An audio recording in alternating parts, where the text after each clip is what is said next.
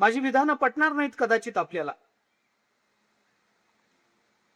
पण लोक असं म्हणतात की ज्ञानेश्वरी एकदा कळाली की भगवत प्राप्ती होते.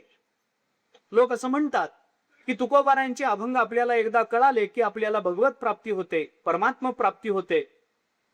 तर ही विधानं खोटी आहेत हे आपण लक्षात घ्या. म्हणून मी म्हटलं माझी विधानं कदाचित पटणार नाहीत आपल्याला, पण मी हे मुद्दाम बोलतो. ज्ञानेश्वरी कळाल्यामुळे भगवत प्राप्ती झालेल्याचं एकही उदाहरण आज महाराष्ट्रामध्ये उपलब्ध नाही. मला कल्पना आहे आपल्या मनामध्ये काय चाललंय त्याची. गाथा वाचल्याने कोणाला आतापर्यंत देव मिळाला असं उदाहरण नाही आहे. या सगळ्या कल्पना आहेत. मी त्या क्षेत्रातला म्हणून आपल्याला सांगतो, या सगळ्या कल्पना आहेत, असं होत नसतं.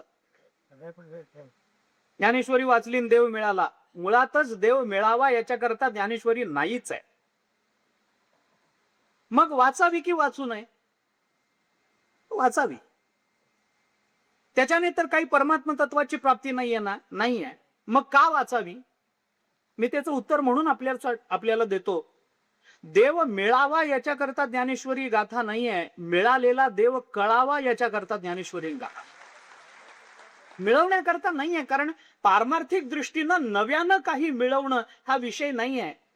परमार्थाच्या दृष्टीने आपल्या जीवनाचा सर्वोच्च विकास, आपल्या जीवनाची परिपूर्णता ही आत्मस्वरूपाच्या ज्ञानात आहे.